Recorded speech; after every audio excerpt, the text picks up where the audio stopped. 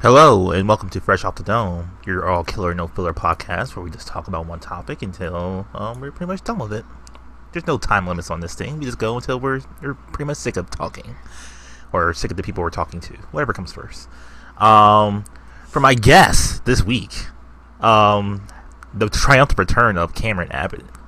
What? Bum, bum, bum.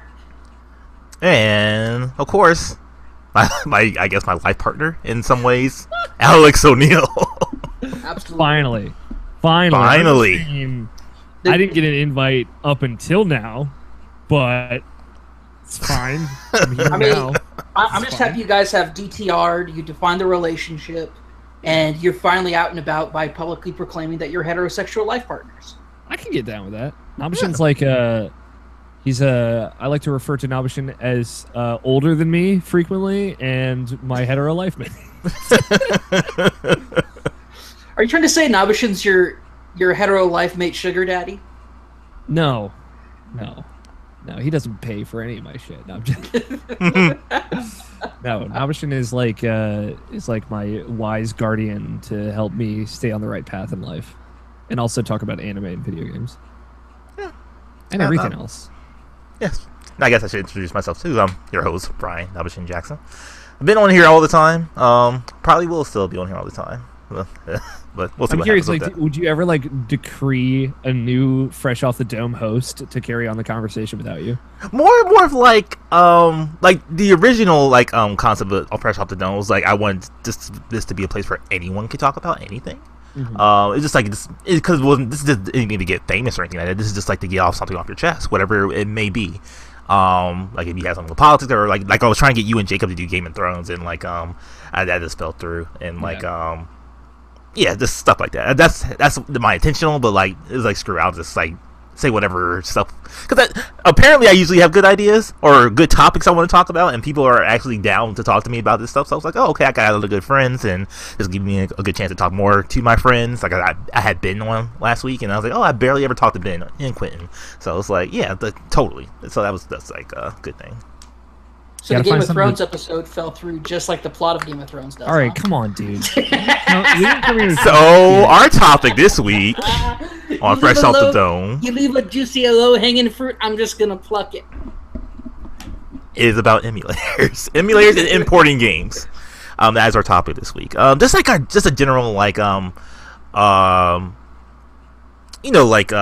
where we started with that, where we ended with that, how we justify it to ourselves. Also, by the way, at the top of this, I would like to say, just pretty much support what you love. If you actually love something, throw a couple of dollars their way, and do what you can to make it as legal as possible, because this is illegal stuff we're kind of talking about. But we had times in our life where, for one reason or another, we couldn't get the stuff we wanted, or it's just hey, I just want to fucking just do this.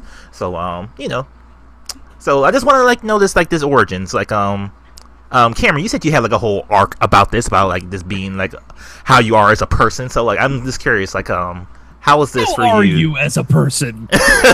As far as mostly emulators, so I think I'm the only one here really imported games.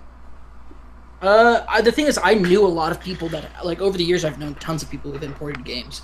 To the point where I remember sifting through websites and magazines looking at mod chips for the PlayStation 1. The different ways that you there was on the original PlayStation, there was a slot in the back for a mod chip so you could play Japanese games. Yep. And I remember that being very vivid. We were I was helping a friend nail it down. He finally got it. He had all these Japanese games all of a sudden. I'm like, what the hell?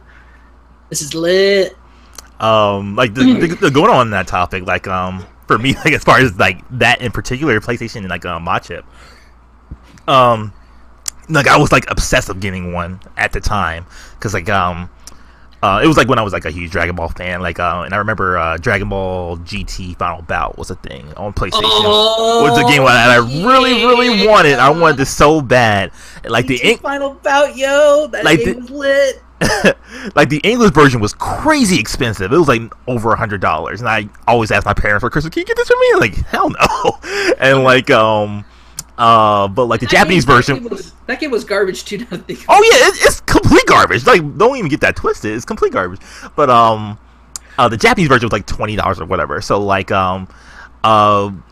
I found out ways to actually make that work for me. But like, continue with your story. I don't want to like overtake that as a conversation. No, that's all right. No, I remember. No, like it was weird because we're talking pre-eBay. Like this is before eBay was really like the standard for like getting cool kind of like narky shit off the internet. To the point where like you had to find like bootleg magazines or bootleg websites where it's like, okay, they want a credit card number. Well, not happening. Like this is pre-PayPal. This is when like you were putting yourself out there if you were trying to get this stuff. And so a lot of times it was just easier to steal it than it was to buy it legitimately. In fact, let me rephrase that. It was always easier to steal it than it was to buy it legitimately. That's really why emulation, like to this day, there's such a hardcore community around it, like hardcore. Like people who buy a system, like gut the parts out of it to like figure out how it's put together, and then try to like put it back together and emulate it, and it's crazy. Like it's the so you mentioned it earlier. I said it started to be my entire like foundation in internet culture and like where I got started. What got me onto being on the internet all the time, scrounging through forums back in the day, was in fact emulators and emulation. I think my parents figured out like, hey, this kid's probably going to be on the computer a lot when I filled up the hard drive with just images of Dragon Ball Z. Hell yeah. Just anything I could find Dragon Ball Z. I was like, oh, I want to look at this picture later. So save image as, put it to my Dragon Ball Z folder. And my dad's just like, what happened to the space on the hard drive? And he's like, what is taking up all the space? And they said, well, all 2 megabytes are gone. All 2 megabytes are gone. And my dad's just like, what's happening here? And like he's like, what's taking up all the space? Finds my folder full of just images, and he goes, it's taking up like 95% of the space on the computer. Like, get rid of them. And it was like, no, but some of them, and like some of them are GIFs, which was like mind blowing. Moving pictures. But yeah, no, it was great. So back in the day, we're talking pre-Google. Google was still like a dream in the ether. Like what like a browser that does everything. Get out of here. And the only way to find like emulation websites was to use an off like a I don't want to say it like this, but it was almost like a back page search engine called Web Crawler. Actually, I think is what it was called. And no, Ask Jeeves wouldn't pull that up for you. Yeah, Jeeves was censoring you. You never knew, but yeah, Jeeves was just like, young Cameron doesn't need to know about all these like. Because here's the thing, emulators and emulation, like the websites, are directly tied to like porn ads. And go on. Yeah, it's so like this was like you had to be over 18 to get into an emulation website because all their ads were geared towards porn. And so like good news as a kid is that you never really realized it because by the time the internet was so slow, by the time the ads loaded, you were already gone from the page. We're talking. I remember when we left having like Juno to Netscape. Oh, Netscape. Oh. It was a filtering browser, so it was slower, and used to like load up a web page. I would like start to load up on the web page, go out to the garage, be out there for like 5 minutes, like to get some like an ice cream bar or something, come back and sit down, and it would still be almost loading. Right. So like you didn't have to worry about that. But emulation was like my gateway into internet subculture. And my first, I tweeted this out. My first emulation was so a buddy of mine showed me emulation. This is how it always is. This is how it was back in the day. You had a friend who showed you like how to find this stuff.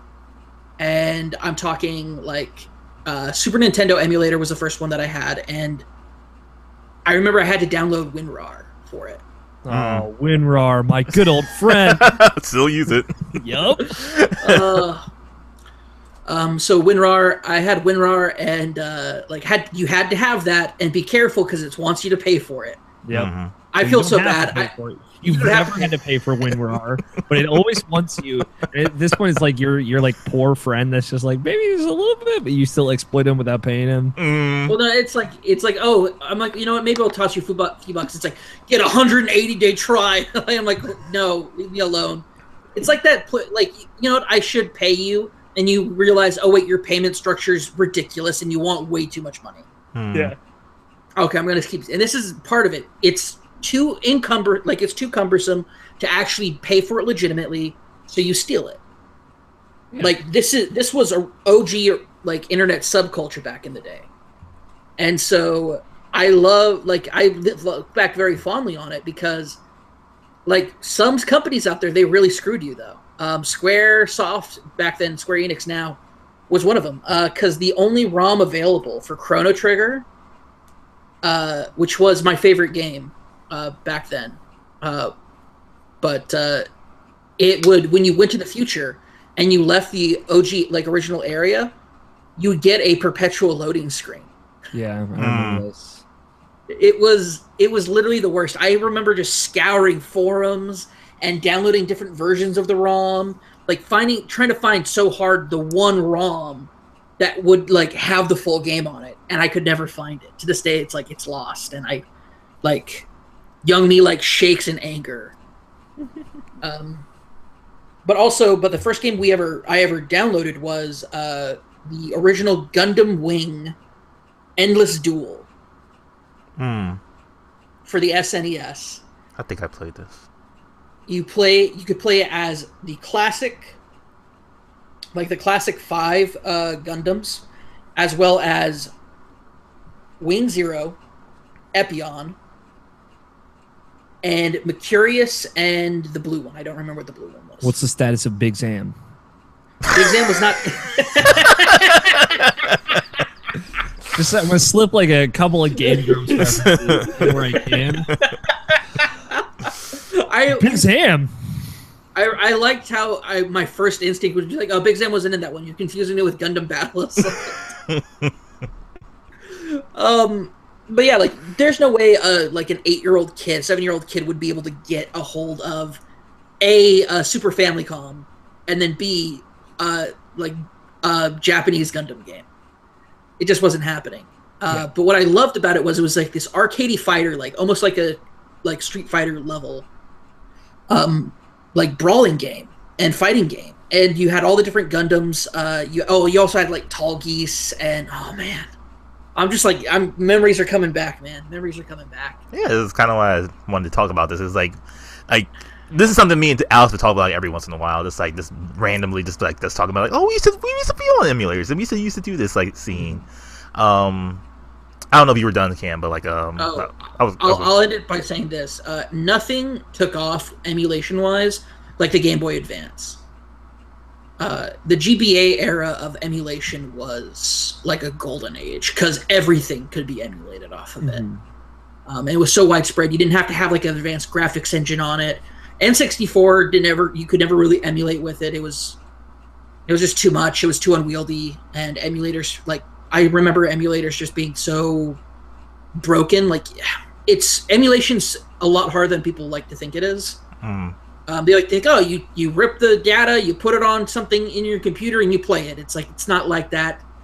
There's so many intricacies that go into it, and it's so difficult. Like emulation software can literally be homebrew only for a decade after the consoles come out before they'll finally be able to figure out the way to get actual games onto it. I remember the PSP emulator took a lifetime. It wasn't until long after the PlayStation Vita came out that thing was actually able to work. Which, like, I wasn't using it, but like I kept my eye. I like to keep my eye on the emulation community, just because it's interesting. I don't emulate anymore, except on my phone. I have like some GBA games with the GBA emulator. But I should note that I own those games. You got all 3 versions of Legacy of Goku or whatever the fuck that game was. No, I don't. I don't actually keep those games on there. mainly because I beat them and I don't really feel replay value in them. First game was trash. Apparently the other ones are good though. I liked them all. Like, that's the thing. I liked them all. It was a different way to play through the Dragon Ball story. It was fun. Alex, I think the first one was just too short. But yeah, and, I'll end it by saying this. What I said earlier, I want to reemphasize. I never could have played Chrono Trigger growing up as a kid because to play it, I would have had to have gotten an SNES in the pre-eBay era from a GameStop or an EB Games back then, or a Funko Land. Would have been like $100 to $150. Getting the cartridge would have been $80 to $100 Oh yeah, that would have been crazy back then. Yeah, it was so cost prohibitive, and this is the big thing. Like new was $80, right? So like even like trying to get it at that point where it's like it's kind of rare at that point. So yeah, it'd be way more expensive. It'd be way more expensive. So I'll end it by just saying this: emulation will always keep happening because, and it's the same thing with piracy. Until you make a reasonable, inexpensive way for people to access your content, they will do this. You'll always have those people that will pirate no matter what. Like they're assholes. Yeah. Mm-hmm. They're scum. But you're always going to have people who, because of where they live, what kind of laws are where they're living. Like, emulation is huge in places where you can't buy a console. Yeah. You can't get access to this. And the same thing with piracy.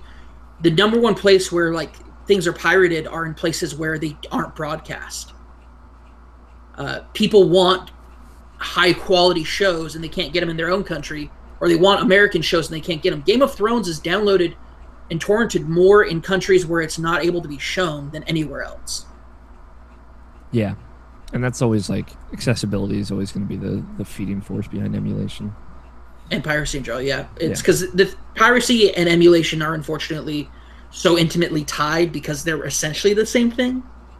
Mm-hmm. Oh. But I will say that I do not endorse emulation without owning the actual product, mainly because I don't want to get in trouble. But yep. Did you evolve to that point, or just real quick? Yes, I did. Was it something that's like, yeah, was it something that you just did shamelessly at first, and then eventually it was like, yeah, I should actually like support something? It didn't really click to me that I was like stealing until years later. I was listening to this is funny. I was almost an adult, and I was listening to the G4 podcast with Adam Sessler. And they're like, well, piracy and like emulation and all that's stealing. And I'm like, excuse me? Like, what'd you say I was? You said I was a late thief? And it didn't hit me that like, because I always remember the old movie theater commercial where they're like, you wouldn't download a car, would you? And it's like, I'm sorry, you're telling me that if somebody had a perfect like Corvette or a BMW or a high-priced car, right? And I could take their car, make an exact replica of that car, give them back their original car, and then take my replica, and it works just fine. I wouldn't do that? Yeah, right. Yeah. Yeah, right. Like, no. That's not... like that's it. I just remember that just... You wouldn't download a car, would you? It's like, oh, my gosh. Alex, what are your origins, man? Like, it's funny... It's hard to nail down because like I learned it when I was such a kid, but you know I had two older brothers, and much like everything, I learned my bad habits from them. But that's usually how it works, yeah. Yeah, it's like, you know, my oldest brother showed me how like torrenting works, and like then I went on to show all of my friends, and I know for a fact that none of them would know how to do it if it wasn't for me. But you know, like having big brothers was always. It was cool because I got to learn all the tricks and whatnot. And it's funny because like if you go and download like a PS1 emulator now, it's like the most fucking complicated thing in the world. It is. I mean, you could get like a torrent with everything you need in it. But like, you know, you need the emulator itself, and then you need the BIOS, which are like the actual copyrighted nuclear launch codes. For like the PlayStation system, and then you need the ISO, which is like the ROM version of a disc-based game, and then you have to launch that with the correct BIOS that corresponds to the country that you're launching the ISO from, and like you think about like the bullshit of like PAL. Like I didn't know about PAL versions. Yeah. Oh, yeah. Until I started doing emulation. It's like, wait, fucking Europe just has a whole other thing. Like they have a different resolution for their TVs. Why? And it doesn't make any sense. But yeah, like, you know, you learn so much about like bullshit, like when you do emulation. And it's, like I said, it is inelegant, it's complicated, it's dumb. So yeah, it's, you definitely pick up a lot. I feel like you learn to appreciate that process. I remember like one of the first times I did it like of my own volition, because before I'd be like, Brady, Derek, do this for me. And then they'd download everything I need, set it up, and be like, all right, this is what you do. This is how you customize the controller. Because we had like these, man. What controller did you use? Oh, shit. I'm curious. I was gonna say, like, I was keyboard. I just used keyboard. Oh. See, I don't play that shit. I can break it down to you right now. I know I have my GBA keys already memorized. I have my my Super NES, like SNES. I have those memorized. Like I'm good. Like backspace select, enter for start, Z and X, A and B, A and S is X and Y. Like I'm good. Like left and right trigger. Already got that on S and D. I'm good. Let me tell you about like the secret best controller ever that like one of my brothers got at like a Best Buy or whatever. It's like this big fucking disgusting gray plastic controller. I don't think we have it anymore. But did you call it the Duke? Because all those controllers need to be called any massive controller needs to be called the Duke. It was like too oblong to be Duke-ish. But it had holes in the grips on the left and right side because it had a fan. It had a fan in it. That I might have had that controller while you played it. So fucking the fan broke after like a week and a half, but like for a week and a half because it was like a high-low setting. And like you guys know, I'm a dude that sleeps with a fan blown in my face, so I got like this weird specific fan fetish. Like the secret greatest PC controller ever. They still make them. I've like Google searched them before. They look much nicer now. But it just blows your hands if you got sweaty palms, which I do not. But like, man, it was nice. What an invention! I don't have to have like a sweaty, like naturally sweat as much as I do to enjoy air conditioning. I don't need have sweaty palms to enjoy. It's a beautiful privilege that I love to live in this world. So yeah, like that and like a basic Logitech, like PS4 or like PS2 style controller. With the analog sticks and like the button configuration. Then like remember how like buttons on PC controllers were always labeled like 1 through 12. Yes. And you're like what's the configuration of the SNES controller? Is the top one X or Y? And you're always like mapping the buttons and like trying it out and changing it. It's like, this isn't right. I used to have to grab my SNES controller for reference to know what the fuck. Because the Nintendo, Christ, they like messed everything up with their old school button mapping. Yeah, like the first time I remember like setting up an emulator on my own as an adult, as a child, was on Attack of the Show. So already going back. Oh yeah, back in the G4 days, yo. Maybe like 2004 era. So I must have been like 11. Is like they highlighted it. I remember this like fan made Super Mario World style game that was really good. I can't remember the name of it, but it was like it took place all in a Boo house, and at the end you fight Bowser and then you fight Giga Bowser. It's very cool. And like on that site, I was like looking at other things, and it just so happened to be like a ROM site. And then like the rabbit hole goes from there. The thing is, like, when I grew up, I remember all these games from my uncle's video store that my parents used to own. But I would like rent SNES and PS1 games from there for a week and play them. This is how I played Secret of Mana. That's how I played Tomba 1 and Tomba 2. And tons of games. And like that, like you said, Cameron, like to some 11, 12-year-old kid, like it's not accessible. And it was never really about, I was never into importing stuff because like, that's a whole other can of worms. I just had Nabeshin buy games in Japan for me. And back. The easiest option. But Yeah, so like I've never actually physically imported a game myself, but yeah, so it started with that, and then this SNES emulator. I actually like really got an N64 emulation. It's funny that you mention it. It is always kind of like, how the hell did you get that to work? Because the BIOS and everything that goes into that N64 setup, it's a nightmare for sure. And like, there's always like one part of the N64 ROM that's not going to work. Like the big one for me, I'd never played Conker's Bad Fur Day, and it was like I loved Rare, so I was kind of like going back through and seeing the Rare games that I had not played. So I played Conker's Bad Fur Day. That actually inspired me enough to like borrow a friend's original Xbox and hunt down or Gamefly a copy of Conquer Live and Reloaded to play through that. And that like Xbox was like half breaking at the time, so that was a fun trip after I'd played through Bad Fur Day, just to see kind of like the comparisons.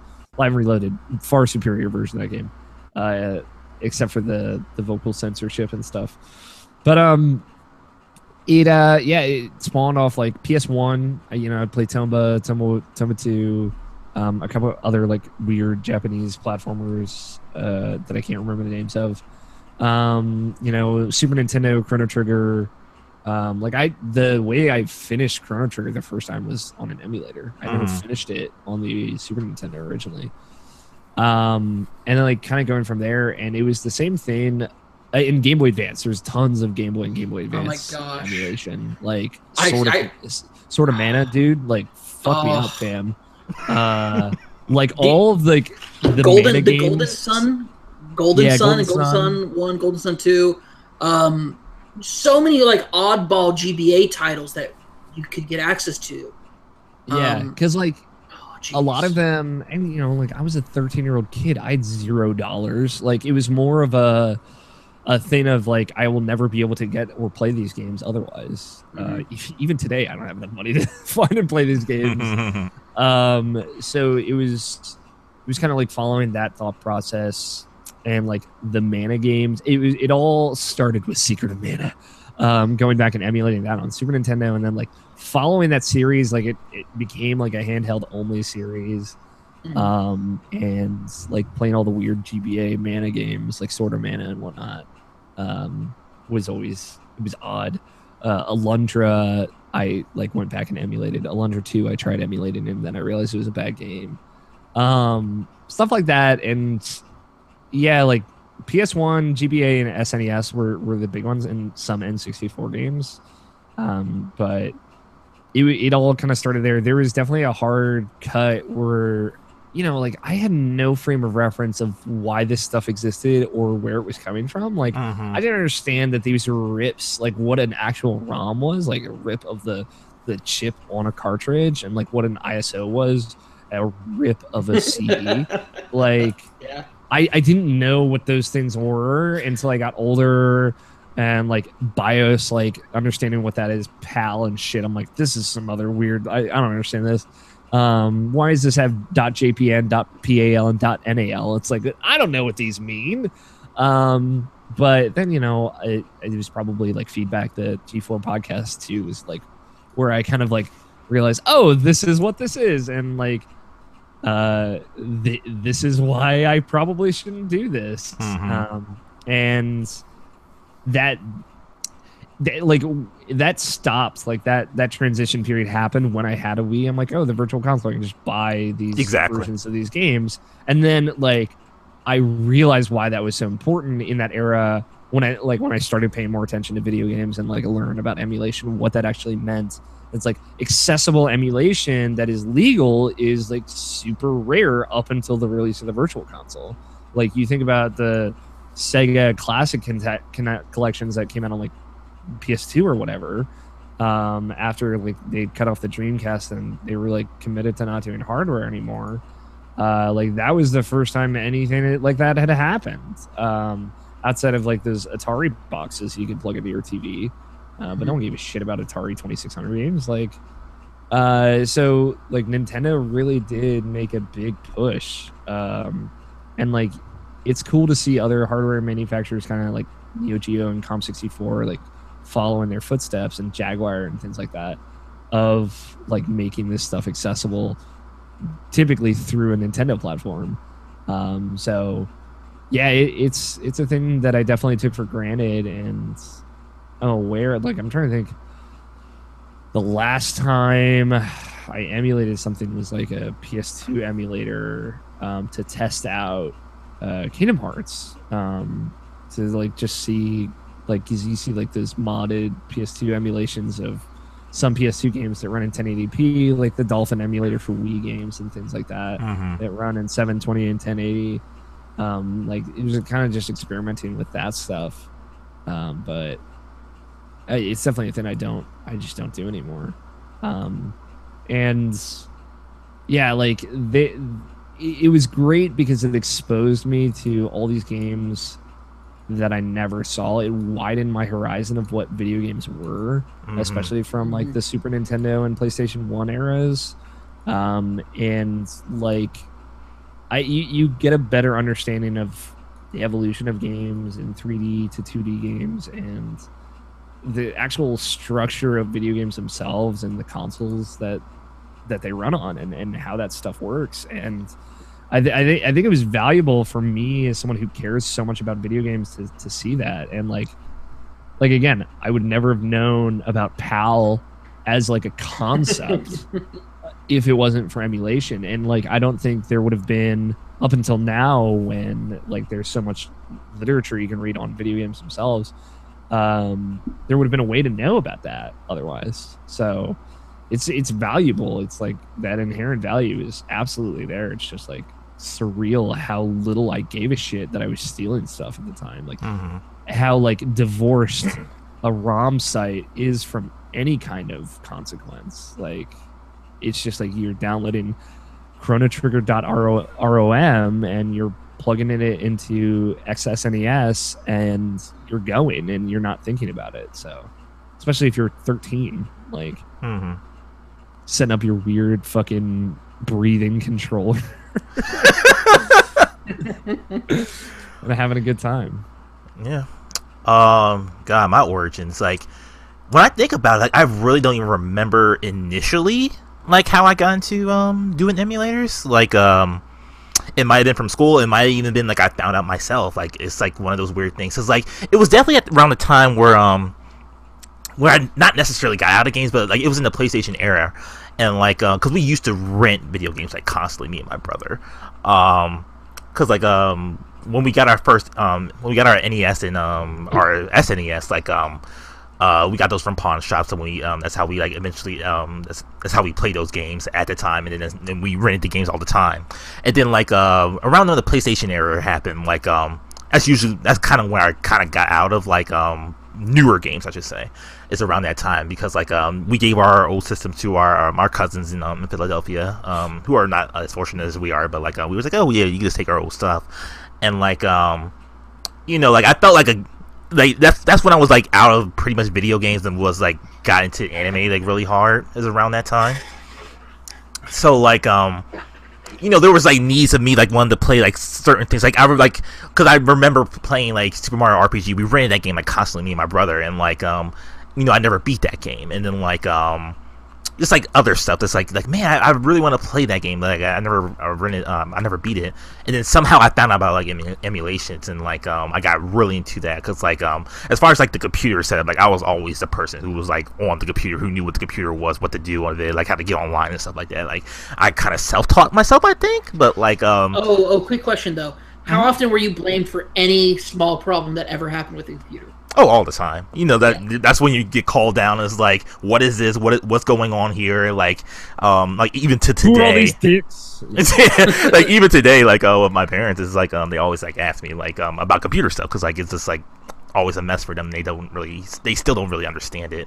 But you know, like I'm always here to help them, because like I always like experimenting with stuff and like just finding out about stuff, and like that's how I know like how to like not necessarily erase your computer, but like know how to make your computer go to like a previous day, like maybe a week before, and then like and like have that memory from that week before, so like everything on your computer isn't like all fucked up if you like happen to get a virus or whatever. Stuff like this. Go ahead.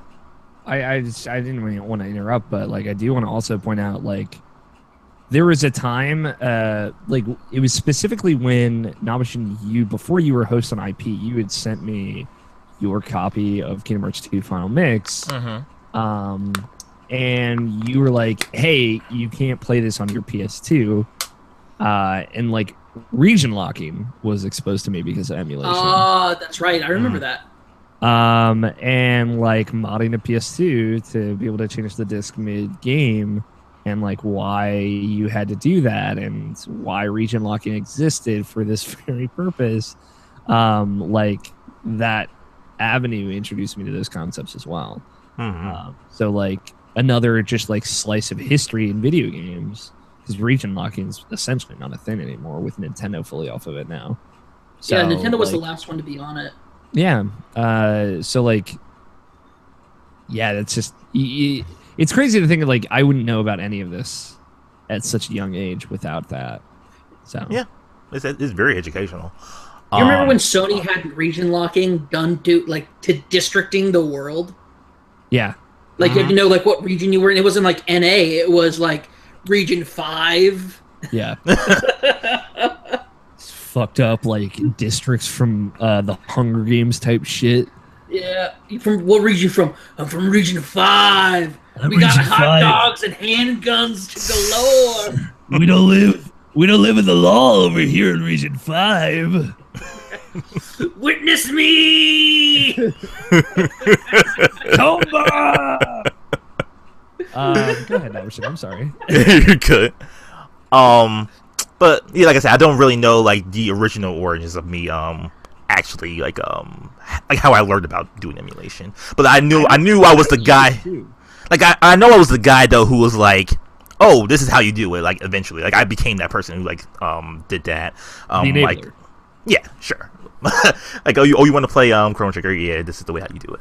But then I eventually found friends who knew a lot more than I did. Are you ready? I got a fun story for you guys. So, I thought I had discovered emulation in my house, and I was like, "Hey, Josh, Josh is my older brother," and I go, "Hey, Josh, guess what I can do?" And I like showed him that. He goes, "Oh, that's cute." And then he introduced me to like this plethora of like bootlegged everything he had. That you just didn't know he had. Yeah, I just didn't know he had. And he's like, yeah. And one rule: don't tell mom or dad about this. I was like, okay. Because my brother showed me like how to play like Pokemon Red on the PC and all sorts of stuff. Like, he really like helped show me more into like Game Boy and then PC, just like PC piracy. Which I doubt. I know for a fact he's not listening right now. Otherwise, he'd be texting saying, "Why are you throwing that shit out there?" And also, why are you swearing, young man? My brother's like 5 years older than me. But anyway, language was a thing in our house. But and by that I mean the lack of it was enforced. Fair enough. Mine too. Yeah, but yeah, no, like I remember like that being very much a thing. Like my brother showing me like. Yeah, so these are like these bootleg like floppy disks, and to install it you have to do this. It's like, oh jeez. But I remember that. I remember him showing me like just all this like bootleg piracy stuff, and it was awesome.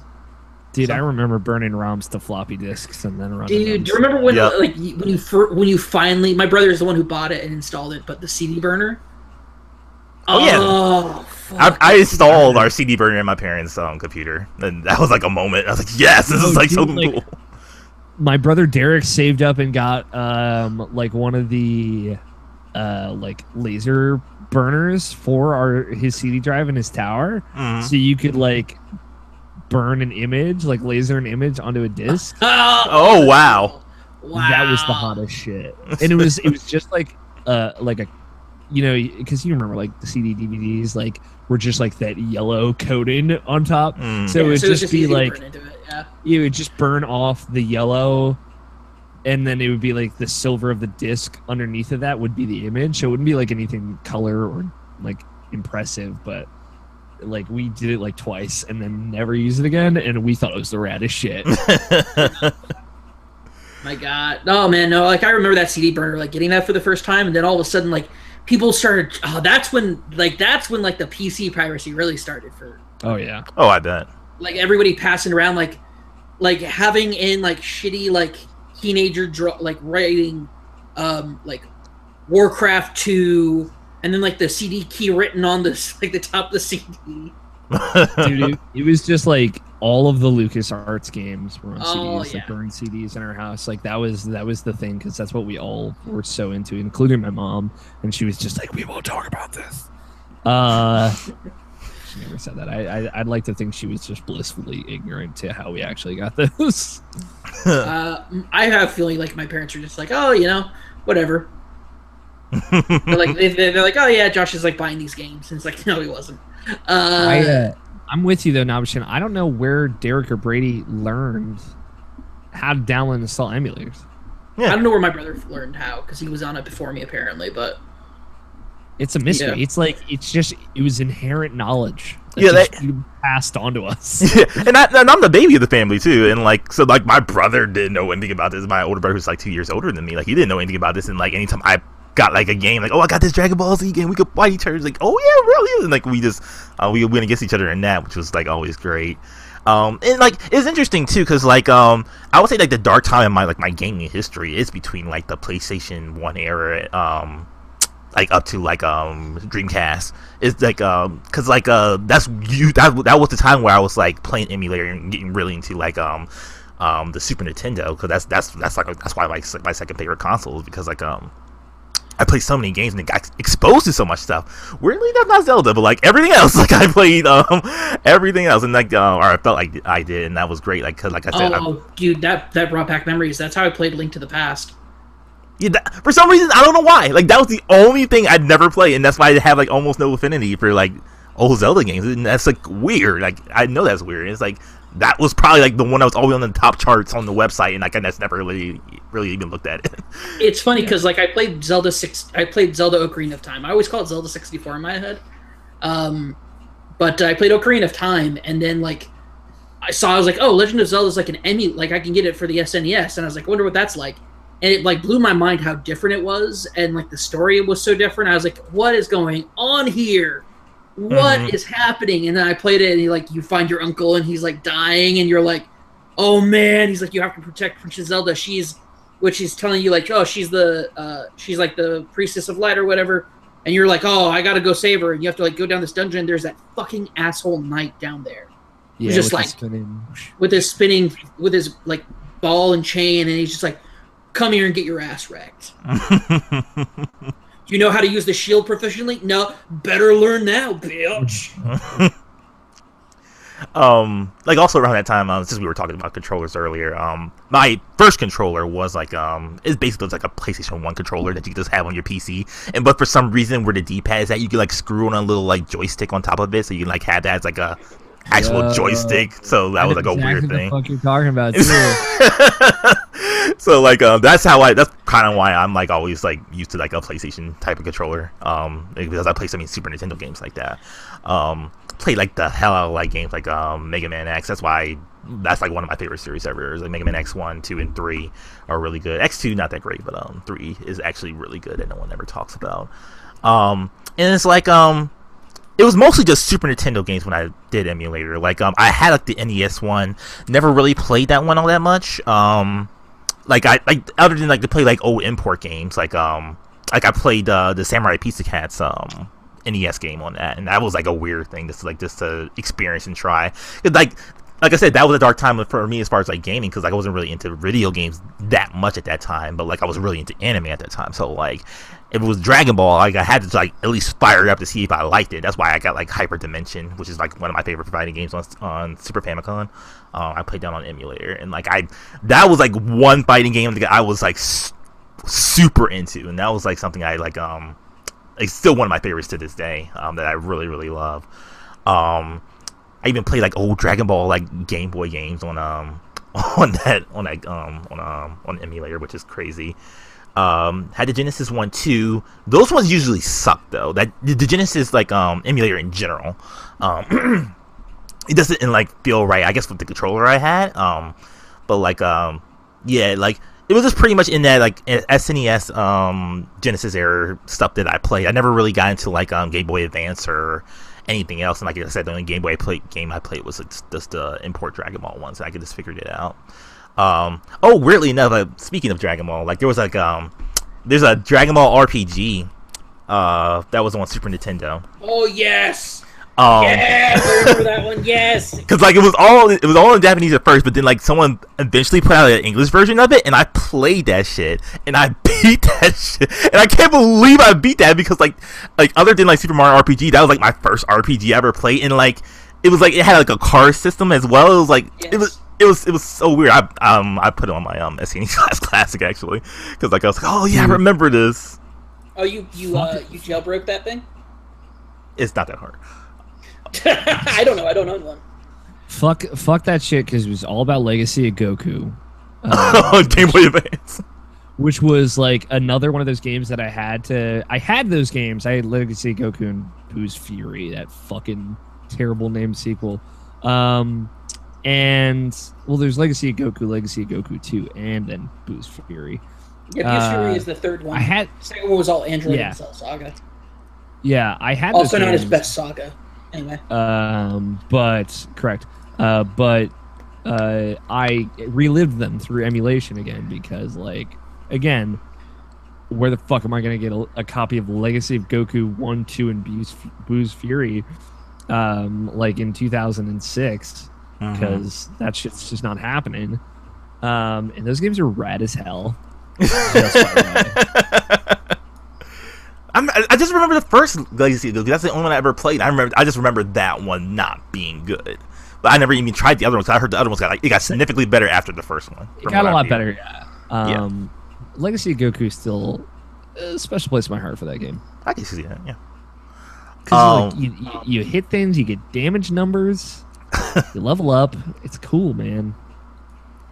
So like after that point, like I did that whole scene for a while, and then eventually I found out about like playing Japanese games on like a regular PlayStation, because like you're supposed to get a mod chip. That was the thing you're supposed to do to actually play that, and like I could never get one for some reason. Like I couldn't get my parents to like put their credit card to get it for me or whatever. I couldn't access one. So like there's a trick to do on the original PlayStation. It has to be the original one. And it has to be, you have to have like a pencil at a certain length, so you have to always keep the disc tray open. And what you're supposed to do is like have an American game run, and then like when it gets to a point on the PlayStation logo, like you're supposed to like quickly just switch to disc like really fast, and then that's how you play your Japanese game. It was something weird like that. But like it had to like recognize it was like an American disc right real fast. Then you have to switch out the disc. And like then you can play your Japanese games on it. That's how I played Final Battle, Dragon Ball GT on there for a good while. It was after that. What was something else with PlayStation? Something else I was thinking about. Oh, I wanted to bring this up. Does anyone remember Bleem? Yeah. Oh yes, that's the one that let you play PlayStation games on your PC. Yeah. I bought that. I was going to ask about that. I was like, does anybody know what the name of that thing was that you could do that? I bought it in EV Games, funny enough. Like, it was just there. And they sold it. They sold it without like any If you want to know who the enablers were, there you go. It was GameStop. It was EB Games. Babbage's. And eventually that place got shut down. Like because I remember that website, and I remember when that site died. Like there was just a gravestone with like a signed character just standing right there, just crying over, like holding flowers. Oh man, like if I could find that image, I will show that. But yeah, Bleem was a thing that I did. That's how I played Mega Man X4 on my PC until I eventually bought it because that's one of my favorite games. But like like I said, that was a dark period for me as far as video games. Then eventually PS2 happened. And that's when I pretty much stopped emulating after that, because PS2 was actually video games I wanted to play, Kingdom Hearts and Devil May Cry and stuff like that. I started renting games again, so that was really good. And then I found out about like importing games, and how to get that to work, which is a whole process in itself for my PlayStation 2. Again, you're supposed to like actually mod it and do certain stuff with it. But then I also found out about like something called like a swap disk, where you have to like actually like have this disc run on your PS2, and then like you have to open up your PS2, then switch the disc with that, and then like have that to run as well. Like you're supposed to like actually like not really break your PS2, but like you're supposed to have like actually supposed to like have like an easier way to like open the door to like to get the disc out every time, but like I didn't want to do that way, so I just pretty much like always had my PS2 open, so I just like take it apart manually and just switch to disc like that. That's how I played like Kingdom Hearts Final Mix, and like that's why I actually started buying like imported games. That's why I knew about PlayAsia and certain stuff like that, where I actually bought Japanese games and brought them over. And like there was a time where like I knew I could like use like like CDs and like burn CDs and do it like that, but then like eventually like I found out, you know, like there's a ceiling and it's kind of gross doing it that way, so I just stopped doing it that way. So I actually bought the games and started playing it that way. And because I was really big into anime at the time, that, you know, talking about like Naruto games, Bleach games, Dragon Ball games and stuff like that. So like that's when I really got into that scene as well. So like PS2 was like my biggest, like as far as like importing video games from Japan, which was like a fun process in itself. It's expensive as hell because like games, like, you know, like the shipping costs, and like games are generally like PS2 games at the time was probably like around $70 American if you go convert it over. So like I was paying like $10 more, plus I was like actually had to pay for the shipping as well. Yeah. So like, but like, you know, like I guess asked me why I never imported games. That's why. Yeah. Funny, man. Like the only two games I ever were going to import were Kingdom Hearts 2 Final Mix Plus and Tales of Vesperia, and like the price point always kept me away. And then Nabeshin just went to Japan. I'm like, why don't you just buy Tales of Vesperia while you're there? And it just worked out. But God, like there were certain games that I you know, like because like I played like a lot of Japanese games, and like. And like, you know, I don't understand what's happening, but I kind of understand what's happening. Like I played the entirety of like Kingdom Hearts 2 Final Mix in Japanese. Like the language they spoke was in English, but like all the text was in Japanese. So like I had to like figure out like how to you know, like equip my special moves and stuff like that. And it was just like I figured it out. Like I found I surfed, my eyes like became the Matrix or whatever, and like I could figure out what certain things did certain stuff. So like that was like a weird moment. Like I just like figured that out myself. And like also like obviously like was big into visual novels, so like that's how I learned about stuff on PC. But like I said, eventually I got to the point where emulations is like not really a thing anymore. I wanted to support stuff like just like you guys. Probably G4 was probably the thing that's like told me like, oh, this is actually a bad thing and I shouldn't do this.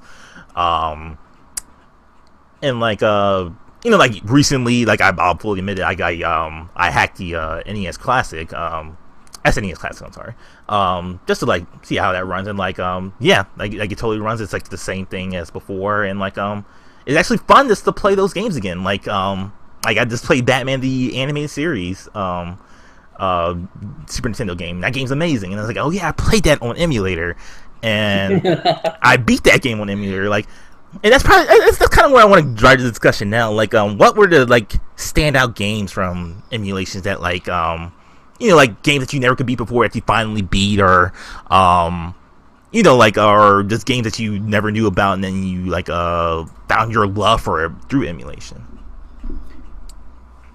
So many games. Conker's Bad Fur Day was a game that I only played on emulation, which was great. And you know, that Rare era, I like it. I grew such an appreciation for those games because of that, because you kind of see where those ideas meshed into, you know, let's make a adult platformer, you know.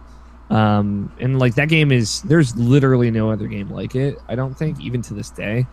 And like that makes that game more special too.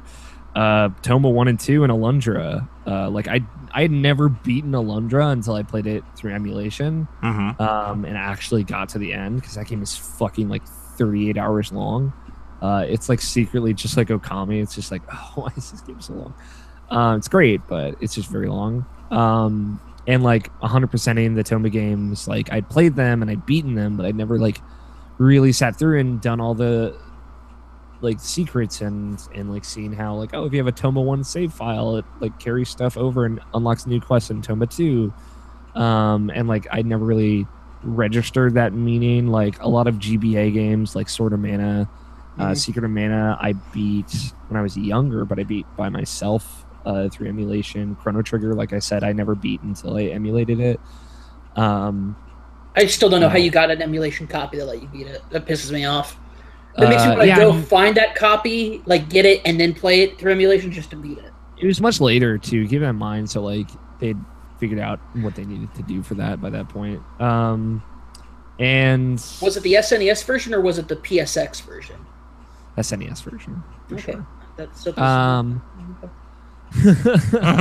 So yeah, I think that's about it. Like there were probably a couple other N64 games. So those are the big ones that like stuck with me to this point. Like it's weird having like nostalgia for like there's like two tiers of nostalgia. Like the older one, like Final Fantasy VII, which I would like then like hack and get like a pirated copy of the PC version and play through on PC at some point. Again, before it was on Steam and actually accessible to play it again. And but like Ocarina of Time and Majora's Mask, like I remember playing and finishing those games first on the original console, and then like again, like there's this another wave of nostalgia 7 years later or whatever when I did them through the N64 emulator and stuff like that. Yeah. So it's like tiers of it. Yeah, for me, like a couple of games stand out. One is the first one that I ever played, the Gundam. That's just because I looked it up recently. But big game that I played a lot of was Summoner's Night, a sword story. I never heard of this. Or a swordsman story. I forgot the full title of it, but it was a GBA game. It was like a it's like a spin-off title of a main series in Japan that's never come to the US. They brought out this little GBA version, which is just like, cutesy anime shit, but the combat system was so different because it was almost like an action-based combat system, but it was side-scrolling. And dungeon crawling was done through a side-scroll, but you had weapons, weapon deterioration, you summoned like a creature to do spells and magic for you. It was just really, really, really cool. And like it had a really awesome story about like you live in a city called Sword City, and you have different like 7 like masters of different, and basically identify with different like metals. And your dad was the last iron one, and so you're like, I want to become the next iron guy. And there's a tournament, like it's a tournament where you fight to get to that title, and there's like you can spend time outside because there's a day and night cycle to like become friends with people and do like side quests for people to get more experience. Anyway, it's this awesome little gem that I just found randomly. It was like people were like, "Oh, this new one's pretty cool" on the forums, and I checked it out and I just fell in love with it. I've tried playing the sequel since then. Nothing really clicked with it. I think it was just like a special moment in time with this game that I probably going back, it probably wouldn't be as good, but like it told a story about like trying to discover your father's legacy, and like trying to live up to it and other stuff like that kind of appealed to me at that age. But it was incredible to play that game. Other games that I played through emulation a ton were the like Golden Sun 1. I beat that through emulation. Trying to think, like funny enough, I actually didn't own, I still have never owned actually a copy of Pokemon like the 3rd generation. I played Pokemon Ruby through emulation, and I beat it through emulation, and I love that game. I had such a great time with it. But your favorite one? Not my favorite one, no. Oh. Everybody knows Soul Silver or Gold and Silver Generation plus the remix for DS are the best. Correct. Yeah, but like Black and White's real good. All right, that's all I'm saying. Black and White was cool. Here it is. Like it had a cool story. It had like a really cool, like interesting hook for the villain and the organization. Don't get me wrong. I enjoyed beating the shit out of PETA all the time in that game. It was great. Mm-hmm. Everybody loved. Dude, they were just slavers anyway. Oh, so, yeah, and PETA's an that loops that's getting a little too real there. Yeah, and PETA doesn't want you to kill animals, but they're more than happy to put down tens of thousands of dogs a year. So, like, yeah, Black and White. Black and White. Black and White's cool and all. Has some really great starter Pokemon. The Otterwat and the Otter and like the Sam, like the whole samurai otter thing was lit. I enjoyed that a lot. You had like, but I mean, it's nothing's gonna ever beat like evolving Croconaw into Feraligatr for the first time. Like you're never like having Totodile be like Totodile's still my favorite Pokemon. Totodile's my favorite Pokemon, and then like that evolutionary chain is also my favorite. Like up until actually the third generation. Third generation is the one that's really weird about me because I went fire, and I stuck with fire until black and white when I went back to water. But yeah, I mean, third generation stuck out to me. I played Ruby, enjoyed the hell out of it. A big thing to point out is that I never owned a GBA. I would later come to own I still own a DS, and I actually own several games that I've emulated over the years on DS just to own them. Granted, but I still like buying a Pokemon cartridge from that generation is ridiculously expensive. It's cost prohibitive. Yeah. And just to have it as part of my collection is ridiculous. I think I still have like a GBA cartridge of Ruby, Sapphire, and Emerald. I up to recently had my original cartridges of Gold and Silver, but turns out those batteries are dead.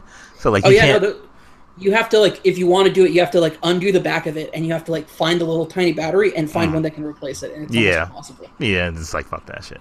So so I'm glad it finally came out on 3DS, so I actually play them again. So I've been happy about that lately. Well, what's funny is that the DS remakes were made specifically. They're like, well, why did you make the DS remakes?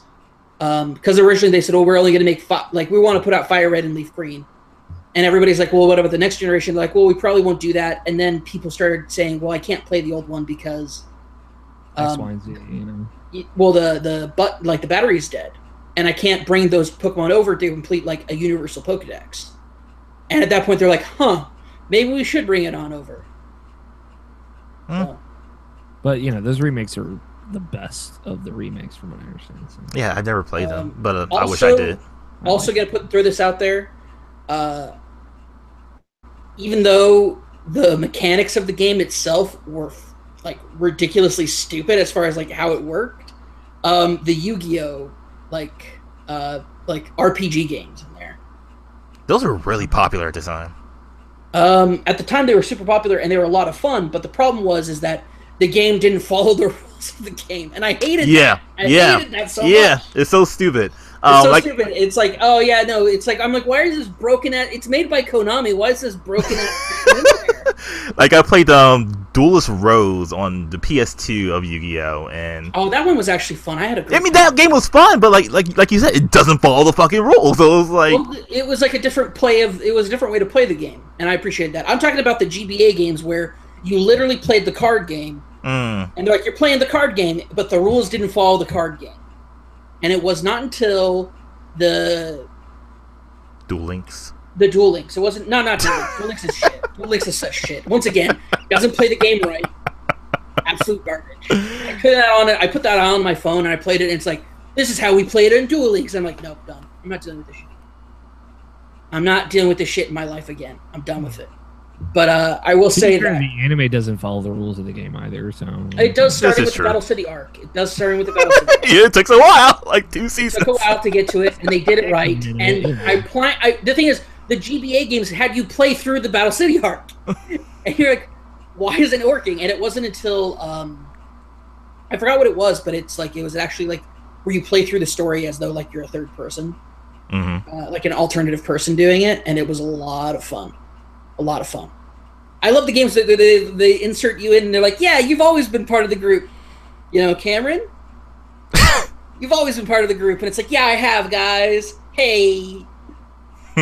Hey, what's up, guys? You want to play some card games? Ooh, my voice gives me super strength. Like as for sparrow in my necklace. Like for me, like power. For me, like definitely like the standout game from when I used to play emulators of Super Mario RPG. And that's why I like have so much of an affinity and love for that game. And like I said, it was that game that ruined me on Final Fantasy VII. Like I famously said this, but like that's the reason why I could never get into Final Fantasy VII, because I played Super Mario RPG, and it's just like these are not the same. Like and how to play. It's like the blood in the crypts. Like you can't be part of both. You have to be a part of one. I mean, I'm a part of both, but yeah, it's whatever you say. It's because you're a blood trader, Alex. You're goddamn right. Another. What's funny is that this is a hot take. Not hot take. This is like a surprise. Like, oh no, I can't believe this happened. I've never played Super Mario RPG. It's pretty good. Really? Despite having, I love how that's your guys' reaction, because that's how I know what you really want to say is, what the fuck's wrong with you? Why haven't you played this game? No, I'm not one of those people. No. Whenever you say, Alex, whenever you go, it's pretty good. Like that's what you mean. And Nabeshin, you go, it's okay. Like that's what you mean. So. Have you played any of like modern Mario RPG series? Are you ready for this? No, I haven't. Now I'm upset. You should play Paper Mario: The Thousand-Year Door and fuck all other video games. I watched you play it. It was fun. It's a great game. The only person that watched that Let's Play. Congratulations, Cam. I hate to break it to you, Alex, but like the one person who's watched all of the Let's Plays that nobody else watched is me. True. I watched the one that you and Tony did, the weird anime true. princess one. Yeah. It's you and Big Zam, man, my two boys. But it was like definitely Super Mario RPG. Definitely the Mega Man X games, because like I remember me and my brother used to like rent Mega Man X, like the original one, like constantly over and over again, because we wanted to beat that game, but we could never beat it. And then I finally beat that on an emulator, and then like I found out about 2 and then 3 after that, and like played those on there, which were really great, and that's what made me fall in love with like Mega Man X4 on PlayStation when I actually bought that and played it on my PlayStation. That's like one of my favorite games. More on the import scene, like games that I got like super appreciating for, like I have a super special place in my heart for, like there are these Naruto games, Naruto Gato Ninja Tyson 4. It was definitely the Ninja Scrolls game. Yes. Because like on GameCube, you could play those, and then you use that with a freeloader. Freeloader was like the easiest thing ever, as far as like me. Are those the side-scrolling beat 'em up games? Like No. These are actually fighting games. Okay. Like like if you ever see a tournament of Naruto on GameCube, like it's those games. Like because those games are fantastic. Like I said, Freeloader was like the easiest thing as far as like importing games. That was because that was just literally putting the disc and like just wait till it says, oh, you can switch to this now. Like that was the easiest process ever for as far as like emulating something. But like, actually, quick shout out I need to give to the Naruto Ninja Scrolls games. What were those? It was a side-scrolling. I mean, were they on DS or what were they on? They were on. I'm trying to. I remember the first one was on Game Boy Advance, and then the others were on DS. Okay. And it was or I don't know. I think the first 2 were on GBA. I might be wrong on that. Don't quote me. One might be on Game. No, fuck it. I don't know. Naruto was around PSP time, so it'll probably be DS. That would have been around that DS time. Yeah, because you could literally play through the Chunin exams. Mm-hmm. You played through that, and that was a lot of fun. Man, yeah. I actually played Naruto games before I read or watched anything about Naruto. Oh, that's interesting. Yeah. But like the Gato Ninja Tyson series, we got 4. That's one of my group of my friends. That's why I met my friend Travis. Travis was like the guy who like I was always the one who took the deep dive as far as like actually like buying stuff and bringing it over, and Travis was the one who always like dissected them and then like got us all together, and like then we played the games together, because like we used to play Gato Ninja Tyson 4 like all the fucking time. That was like the most fun is like as far as like a party setting and playing video games, like other than like Smash Brothers. Like we would play Smash Brothers Melee, and then we just go straight into like Naruto. Mark got into that too as well. One of the few import games that he got into with me, and like we played that shit together, and it was just so much fun because we were all really into Naruto at the time. So like It was like right after when Sasuke left too, so it was like you had like the demon Naruto and like the transformed Sasuke, so it was like, oh, you had like all the best characters at all the best moments, so it was like that was like the perfect moment for that video game, and like we played the shit out of that. There was another game on GameCube. It's not one of my favorites, but like something I just like to mention, like because no one ever fucking remembers it.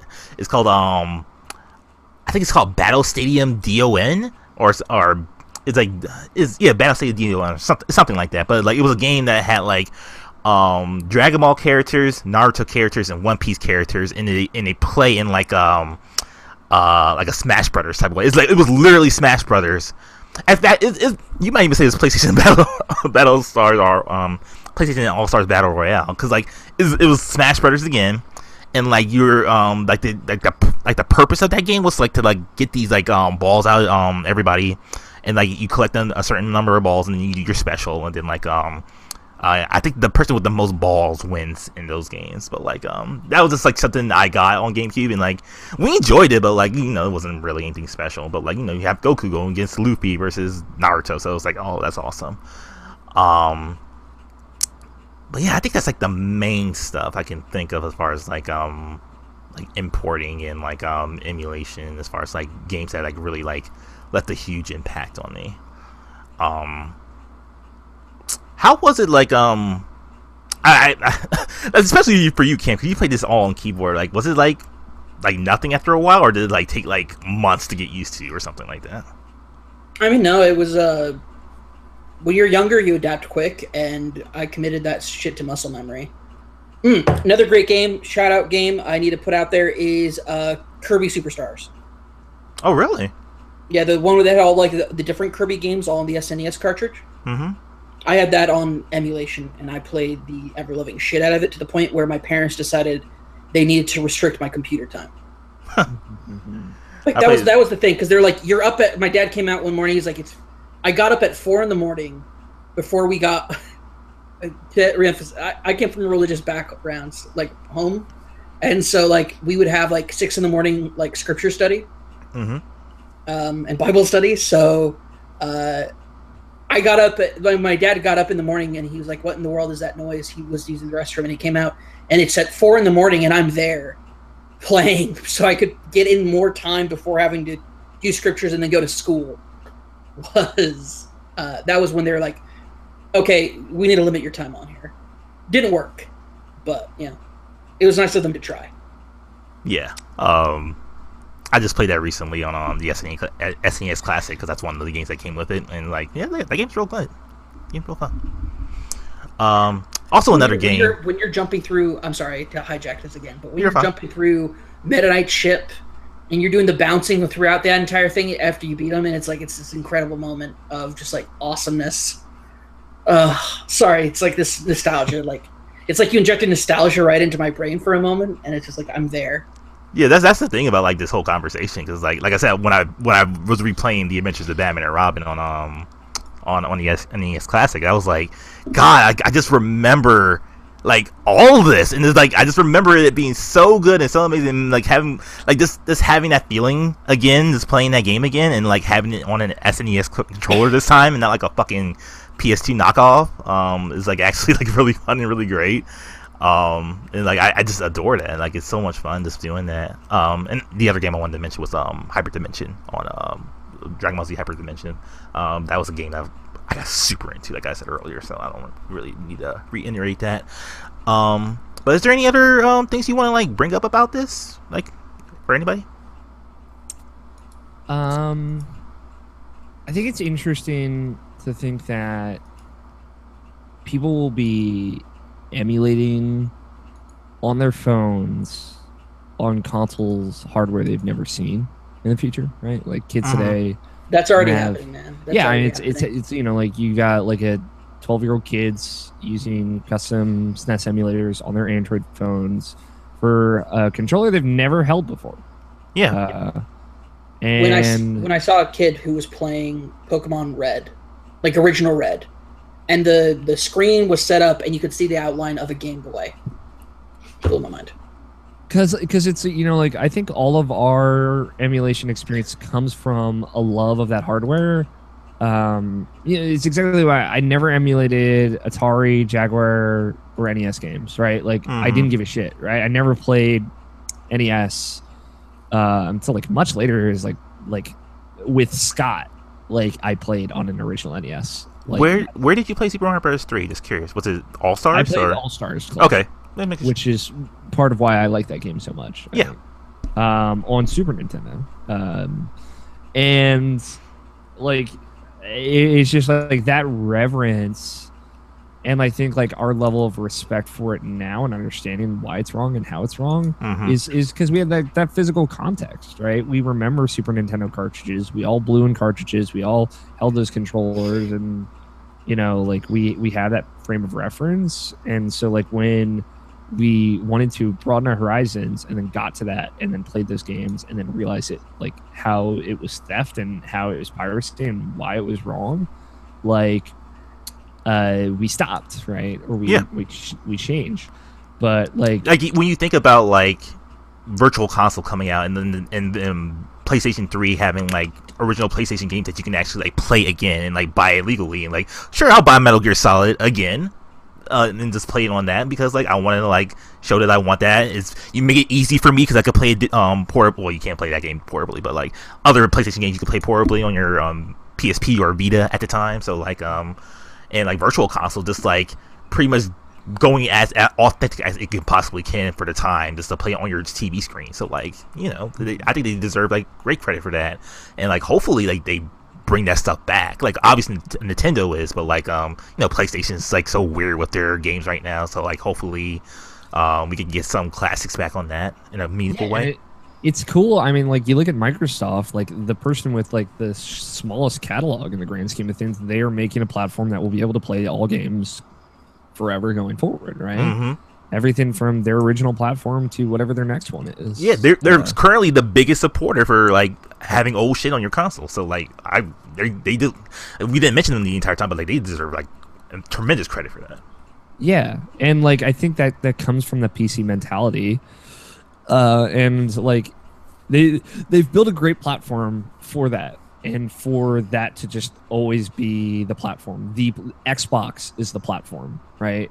And they've got a great brand and a great mentality with it. So, like, I think that's really cool. And I don't know, like, I think while going forward, you got these kids that are emulating on their Android devices and not thinking about it. Like, the accessibility of legal emulation is going to be really important going forward because, like, just like music streaming and like video renting and emulation, it has always been. If it's convenient, people will pay for it. And I think like that's cool. The shit like the SNES Classic is cool because it's convenient and it's not expensive.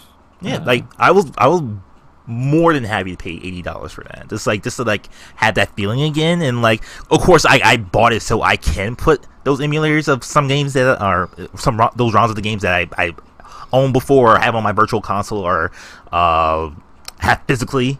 But like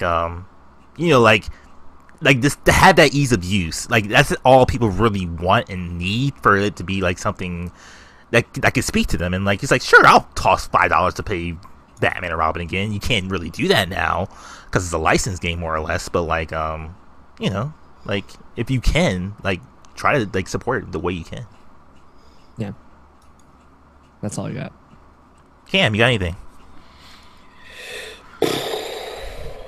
I mean, there's a lot going through my mind right now. Just a lot of I'm just, to be honest, I've been looking through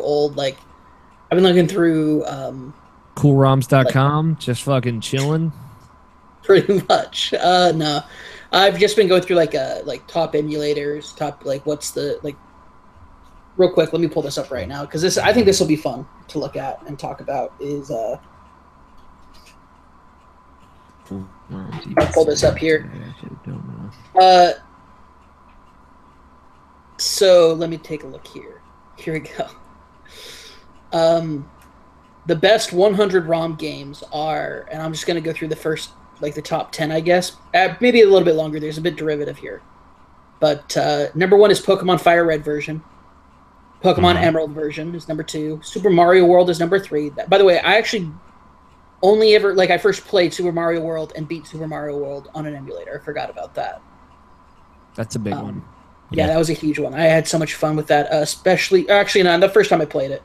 I beat it for the first time on emulator. But the first time I played it, I think I've told this story probably on another podcast, but like my aunt, when we used to visit my aunt in Vegas, she had on an old CRTV, like a Super Nintendo with Super Mario World, and my brother and I would play that back and forth for hours on end. Did you ever get a Super Nintendo, Cam? I don't think you actually said that, if you had one or not. I've never owned one, no. Okay. My only experience was either at my aunt's house, at my friend's house, or like that was the thing. I missed a huge gap. SNES is a massive gap in my knowledge, my personal knowledge, and emulation is the only way that I've ever really fully experienced it on my own. Number 4 is Pokemon Ruby version. Number 5 is Pokemon Leaf. Number 6 is Pokemon Black. Number 7 is Pokemon Diamond. Number 8 is Donkey Kong Country. Number 9 is Pokemon Yellow version. Number 10 is Mario Kart 64. And it's basically, this entire list is pretty much almost all dominated by 2 franchises. Pokemon and Mario. Yeah. You see, like, every once in a while you get an odd game like Dragon Ball Z Boost Fury, or, you know, Donkey Kong Country, or There it is. Boost Fury coming back. Funny enough, Ultimate Mortal Kombat 3 is number 23 on the list. You have, like, you just have these games, but it's almost all dominated by Nintendo IP. With a few variances. Naruto Ninja Council 2 on the Game Boy Advance, that's the one I'm thinking of. The one that you, like, was, like, lit. It was so good. It was so good because you had to enter, like, combos for the special moves. And you had to, like, charge it right, because if you didn't charge it right for, like, Naruto's ultimate was to summon, like, a frog. His frog summons, and if you didn't do it right, you got, like, a little tadpole, and everybody would just, like, on the screen would stop and just, like, look at you. It's really good. It's really good. That's right as hell. Killer Instinct shows up as number 48 on the Super Nintendo. Okay. But yeah, no, it's almost, if you look at the top 50 games, it's almost all it is all dominated by Nintendo IP. Oh my gosh, I can't believe I forgot about it. Guys, Pokemon Mystery Dungeon series. I think I can thank GameFly for letting me know that I didn't want to play those ones. All that mattered is I played the first one, and it let me, like, I answered the questions, and it made me a Totodile. Instant classic games that way. Okay, fair enough, yeah. I think it made me a Pikachu, so it was good for me. No, this proves that the list is trash, because Dragon Ball Z Supersonic Warriors for the Game Boy Advance is on here. This list is officially trash. Yeah, that's hot garbage. Yeah, there's no Legacy Goku, so. You know. Yeah, but before we actually close out, because I just thought about this as you were going down that list. Like, also Yu-Gi-Oh! GX Duel Academy. Yes, it's Harry Potter meets Yu-Gi-Oh! Best series. Fuck yeah. GX gets a bad rap, is all I'm saying. GX gets a terrible rap because it's all focused around one character, and he's stupid. Yeah, but it had a great ensemble, and also it's Harry Potter meets Yu-Gi-Oh! So what else do you want? You want to throw down, face down. Before we actually close out this, I just wanted to think how do you think like the future of emulation is gonna be? Because I'm thinking about obviously you could do like Dolphin right now, that will play like GameCube games and stuff like that. But I was thinking when I was thinking about that, I was like, oh, okay, you can play GameCube games at 1080p. That's really cool. But then I was thinking about Skyward Sword. Will we ever see that, like a good emulation of that? And the fucking Wii U, there's so many games on that that use the dual screen and stuff like that. Is everything just trapped on that system now until they actually make a Switch version or whatever version that will have in the future? Do we think the emulator scene will actually represent that, or are we? I think it can. Yeah, because game preservation obviously is a problem right now. But do you think we can actually get to a point where either we can officially get these again, or do we have to actually get these old consoles again just to actually play something like that if their online store is actually working now? So that's another problem on top of that. So it's all these factors now just makes it really weird. I think preservation is going to be the future of emulation going forward.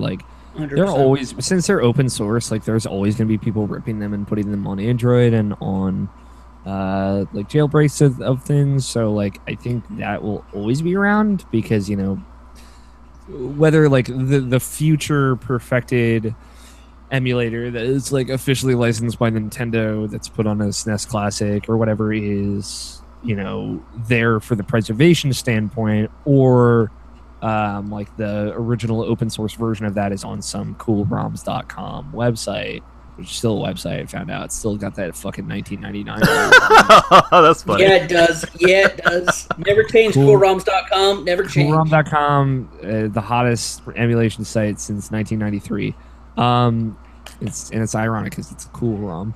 But yeah, like I think preservation will be the big thing. Like it's really going to come down to like the manufacturers too. Like, you know, what is Sega, what is Sony, what is Microsoft, and what do Nintendo want to do as far as like manufacturing things like SNES Classic going forward. Like I can totally see Nintendo creating a platform for just like N64 and past games that like is like an online store for that. Like they could and they should, I think, because like they would make so much money off of that. Yeah, but and when has kind that of ever like been Nintendo's priority? true, Making but good like decisions and making money. I mean, they still managed to make a lot of money somehow.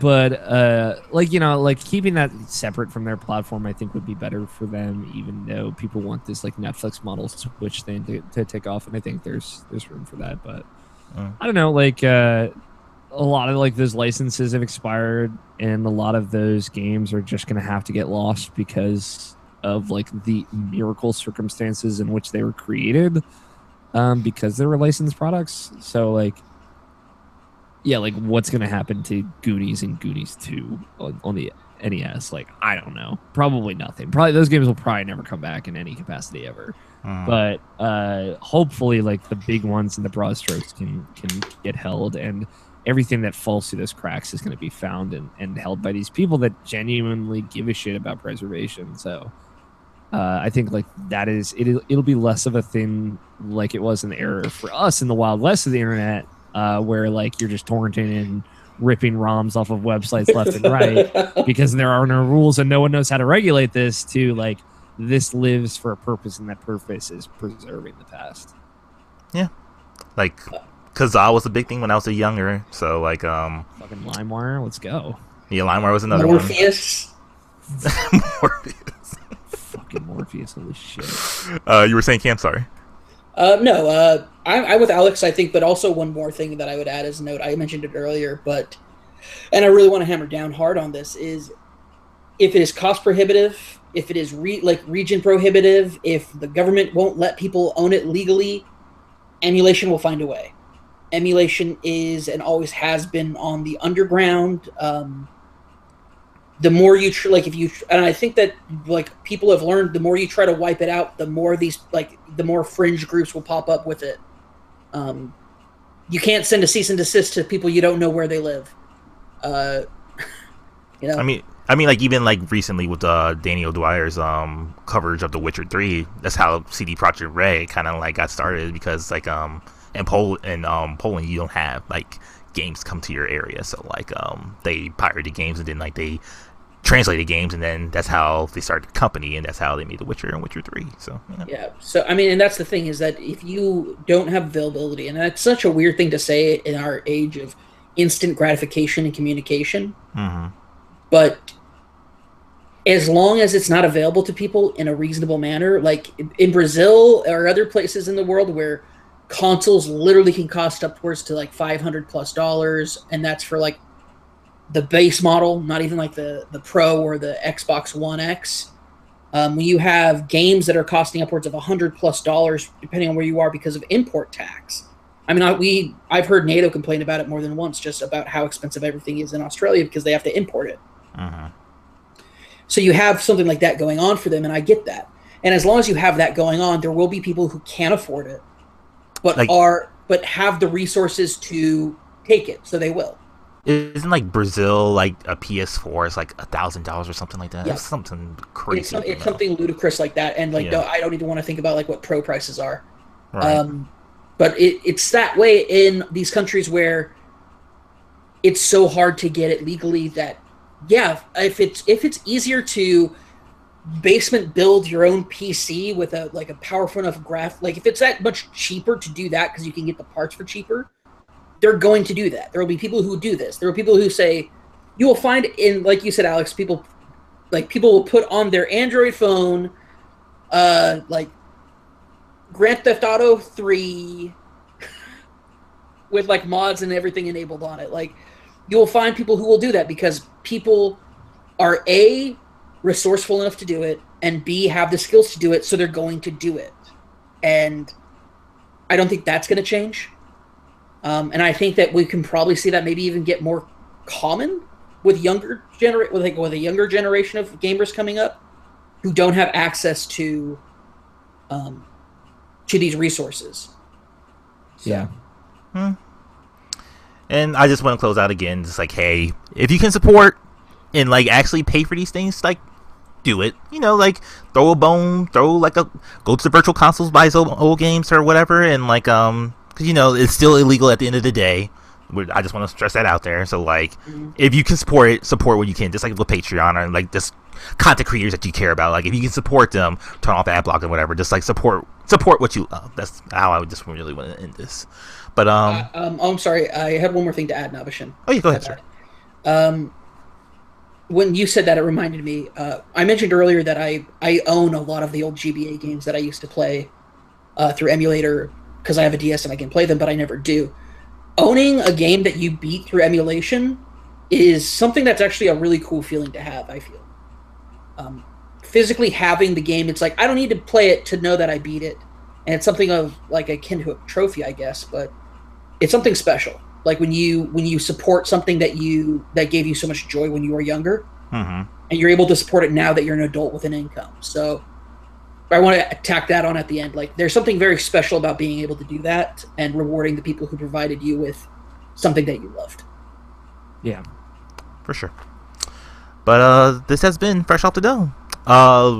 This isn't any podcast that like supposed to get famous or anything like that. This is just something I like to do with my friends and just like talk around about pretty much anything. Like, I was playing my SNES Classic and like I was saying, like, man, I just reminisce like how I really loved playing like SNES games when I did. I remember like, oh, I can play most of them through emulator.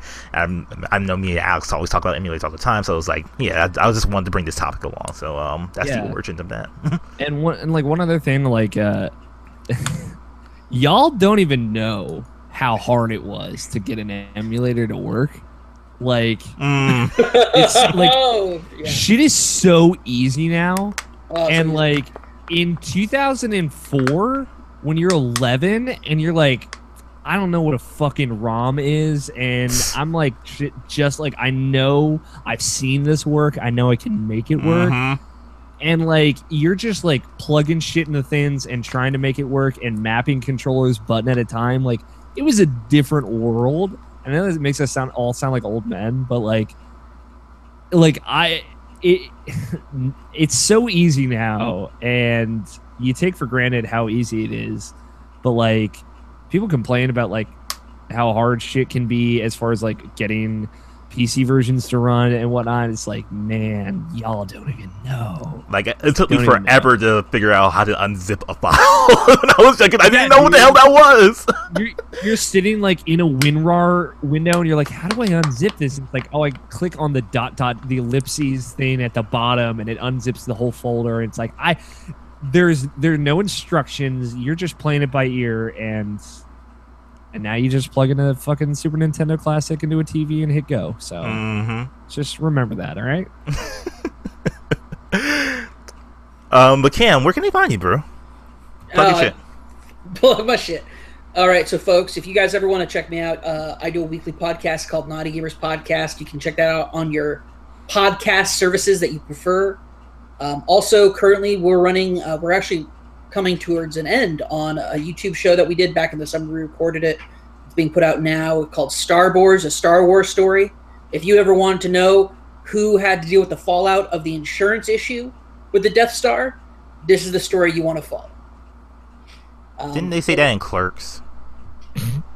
I mean, Clerks actually talked about more of like on the during the reconstructed Death Star. Oh, okay. They were talking about the contractors who were there and the innocents that were on it. You are correct. This is dealing with the fallout of the Empire had a insurance policy on the Death Star, and all Galactic is needing to find a way to have to not pay it. Mm-hmm. And I play. Funny enough, it's actually as a tribute to my beautiful friend Alex O'Neill, and his alternate personality Xander. I named my character Xander O'Neill. Too bad Xander's dead. Yeah, Xander's dead. And boy, do you wish that my character who I play as Xander was dead, because he's an asshole. Not in reflection of Alex. Just I ended up playing an insurance investigator. So dude, you say this, man. That's all I'm saying. No, it's a cool show. We play Edge of the Empire, which is a tabletop RPG, and it's based in the Star Wars universe, so it's fun. Additionally, you can follow me on Twitter at unsexiestcomedy. And yeah, I'm also on a cool show that we just put out a new episode the other night called Farm to Tower. So, what's that about? It's a Destiny 2 podcast where I actually made a cool graphic for it this morning. So, cool is a word for that graphic. Alex, where can I find you, bro? I host a video games podcast with this lovely gentleman called Irrational Passions Podcast. Outside of that, you can follow me and learn about how I like Cuphead and people like to tweet at me that they don't like Cuphead. At Alfighter27. Not just like one or two people, but multiple people. Like, this game's too hard. I'm like, guys, get good, scrub. Get good. Get good, man. That's all I'm saying. And it's the Dark Souls of platformers, guys. We're gonna have to have that conversation tomorrow night, Nabeshin. Sorry in advance. I'm already gonna write that in. Yeah, dude. No, the Dark Souls comparisons are coming from me. Don't you sweat it, because I can't not. And that's really it. I do other stuff. I host that podcast Farm to Tower with Cameron about Destiny and a bunch of other beautiful people. YouTube.com/Rational Passions, RationalPassions.com. Listen to Input. It's a video game show. It's very Twitter. I said Twitter already, but it's fine. Remember when I said people were tweeting at me about Cuphead? And I was Did you say your Twitter name? Oh, I did. I said it twice now. Go just follow me. I got like 1,400 followers, trying to break 2,000 before the end of the year. Let's do this. Come on. Yeah, you can suck a fat one on that. Me with my barely over 350 followers. Dude, I mean, listen, I had 6.5 years of that. I got to where I did. I earned it. All right, let me have this. And I have been your host, Brian Nabeshin Jackson. Why people call me Nabeshin? Yes, like I don't know. I don't like my first name. You told me to. It's my fault, and I'm sorry. But you can follow Nabeshin. I asked you about that. Yeah, you did. Yeah, we still used to do that fire chat. Fireside chat. We do. Fireside chat. Yeah. Yeah. Whenever you need me, just let me know. But you can follow me on Twitter at Nabeshin186. That is Nabeshin 186. And yeah, this has been Fresh Off the Dome. We're ending the podcast now, so God, hold on. Bye, Felicia. No, not that one. Bye. I finally remember. I'm going back to bed. DaveNoy.com.